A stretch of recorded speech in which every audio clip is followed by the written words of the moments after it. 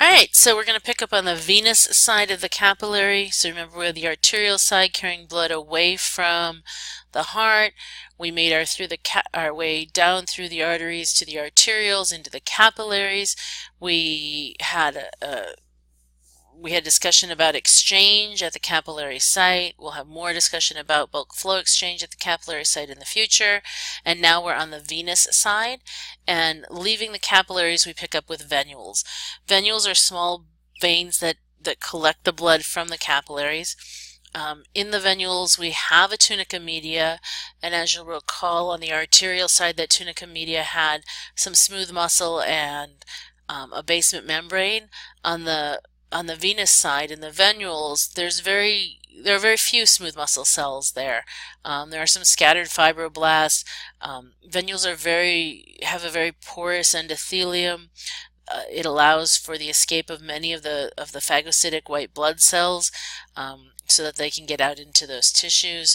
We talked about escaping white blood cells from vessels when we talked about diapedesis in the blood chapter.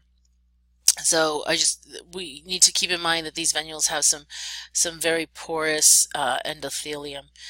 From venules, we're going to get up to a little bit larger vessel called the vein.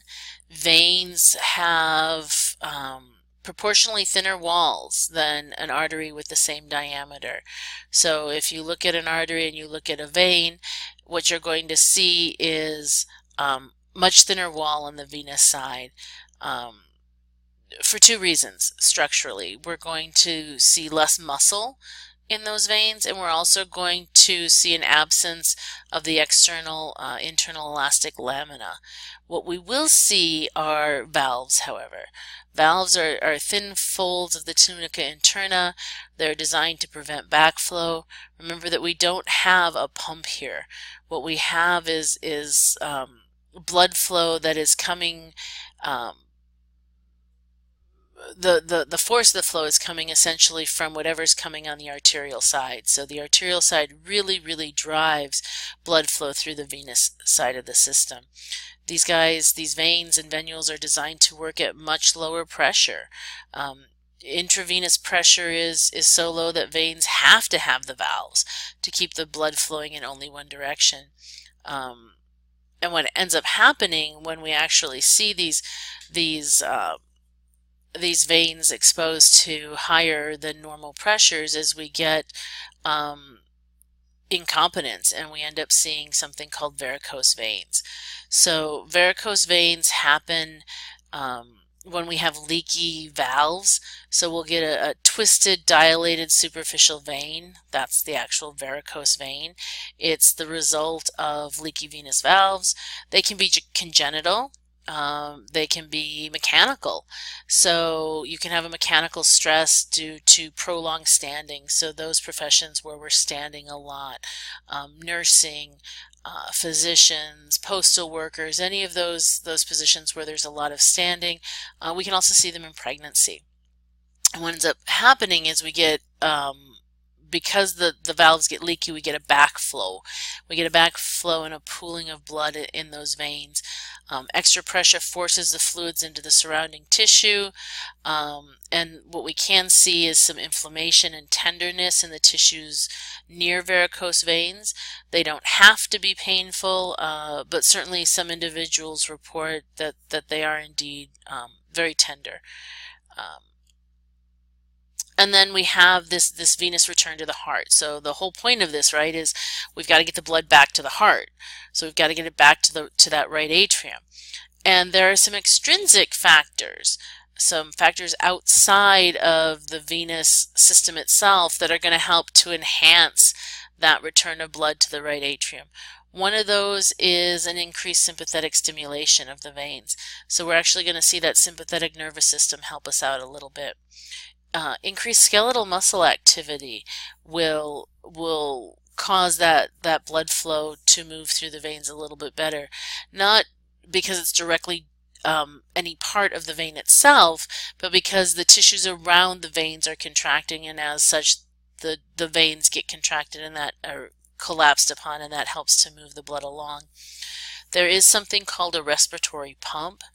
the respiratory pump actually creates a pressure gradient in the chest cavity, and by creating a pressure gradient in the thoracic cavity, what we see is we draw fluid towards that cardiac muscle, towards the heart.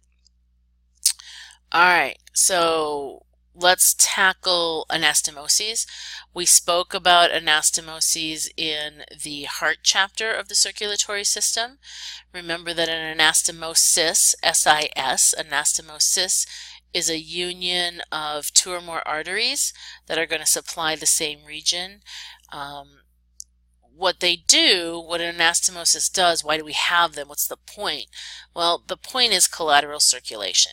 And what we're doing is we're providing an alternate route of blood flow in the event that there's damage to one vessel or another. The one that we talked about in class was the circle of Willis underneath the brain. We also spoke about coronary circulation of the heart, just supplying those tissues. So remember, we'll see collateral circulation on the arterial side, but don't forget that they can also happen in the veins and venules as well. And it does, in fact, happen in the veins and venules as well. So we're going to wrap up this section with one last slide, and that's just a distribution of the blood. Where do we actually see the blood sitting?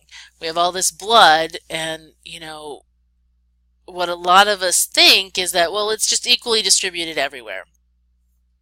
And that doesn't actually happen to be the case.